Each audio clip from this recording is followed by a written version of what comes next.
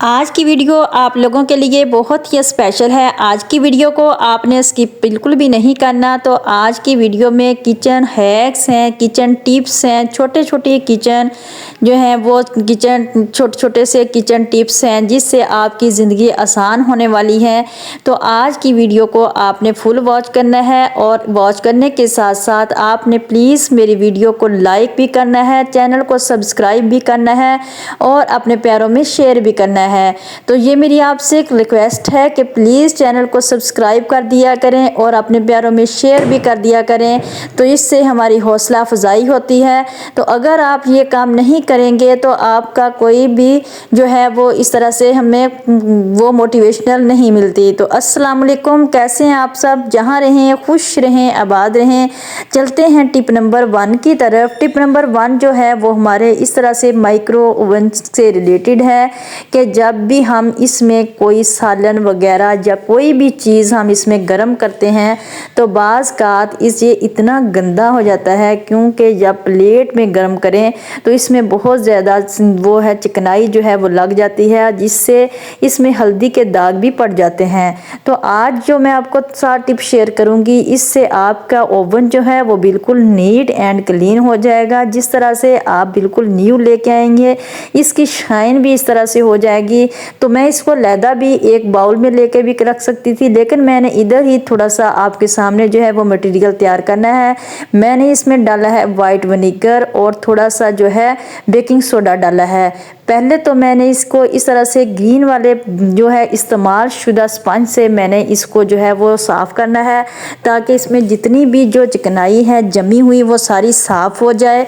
और जो white vinegar है या बेकिंग सोडा है जो क्लीनिंग का काम करता है, इस तरह से इसके जितनी भी इसके अंदर चिकनाई जमी हुई होगी या जो भी चीज़ होगी वो इस तरह से बहुत ही आसानी से साफ़ हो जाएगी और आपका जो ओवन है वो बिल्कुल ही चमकने लग जाएगा। फिर मैंने हाफ लेमन का छिलका था वो ले लिया है, जूस इसका निकाल लिया था।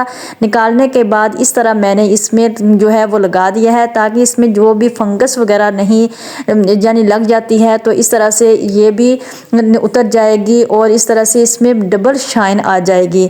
आप देखते जाइए किस तरह से मेरा जो ओवन है वो साफ़ सुथरा हो गया है। फिर आपने किचन टॉवल ले लेना है।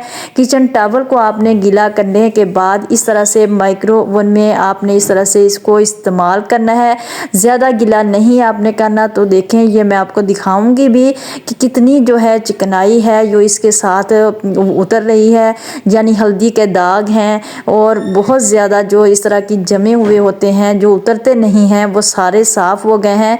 आपका माइक्रो ओवन बिल्कुल साफ़ हो जाएगा, नीट एंड क्लीन हो जाएगा। इस तरह से ये आपकी चीज़ें जो हैं वो जल्दी गर्म करेगा। देखें ये कितनी ज़्यादा चिकनाई इसके अंदर से उतरी है। आप इसका जो डोर है वो भी साफ़ कर सकते हैं।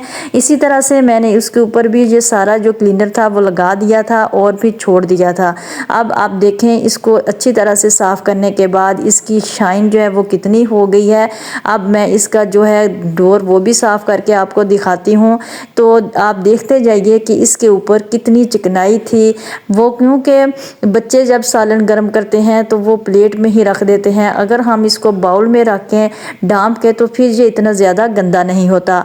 आप इस टिप को फॉलो करेंगे तो आपको अपने ओवन के साथ ज़्यादा मेहनत करने की ज़रूरत भी नहीं पेश आएगी। देखें बहुत ही आसानी से मेरा ओवन साफ़ हो गया है, ना मुझे कोई ज़्यादा मेहनत करने की ज़रूरत पेश आई है और ना ही ज़्यादा मुझे इस पर कोई टाइम लगा है। तो इसी तरह से टिप नंबर 2 जो है वो आपने इस तरह से स्पून ले लेने हैं, 2 स्पून लेने हैं आपने, यानी 2 चम्मच लेने हैं जो हम खाने के लिए इस्तेमाल करते हैं। फिर आपने इस तरह पेपर क्लिप ले लेना है।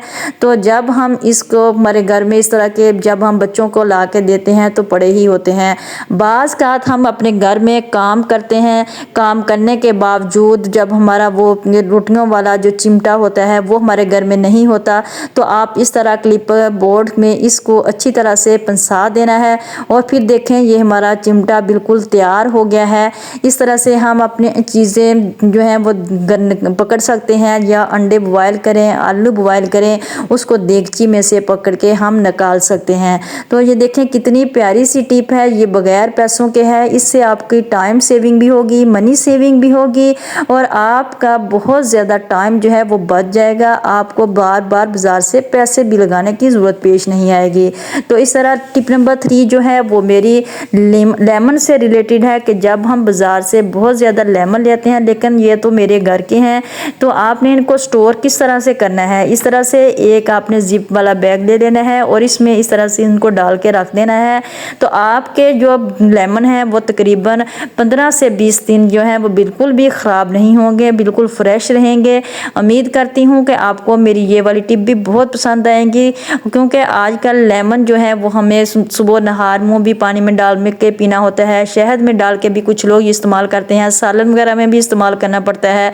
तो इस तरह अगर हम इसको संभाल के रखेंगे तो इसका टेस्ट जो है वो बिल्कुल सही रहेगा। तो उम्मीद करती हूँ कि आपको मेरी ये टिप भी बहुत पसंद आएगी। तो टिप नंबर 4 जो है वो मेरी इस तरह से इन खाली कंटेनर से रिलेटेड है कि आपने इनको बेकार समझकर बिल्कुल भी नहीं फेंकना, ये भी आपके बड़े ही फ़ायदे की हैं। तो इस तरह से आपने क्या करना है, जब हम कभी सफ़र में जाते हैं, हमें अपने साथ चाय के लिए कप लेके भी जाना पड़ता है, तो आपने क्या करना है, जब हम कप को शॉपर वगैरह में रखेंगे तो वो टूट जाएंगे और एक दूसरे में लग लग के इनका जो है वो आपस में लगेंगे तो इनका शोर भी होगा और टूटेंगे भी। आपने क्या करना है कि इनको अच्छी तरह से इस तरह से सेट कर लेना है, जिस तरह मैं आपको करके दिखा रही हूँ। तो इसी तरह से सेट करने के बाद ये देखें हमारा बहुत ही अच्छी तरह से मैंने इनको सेट कर लिया है।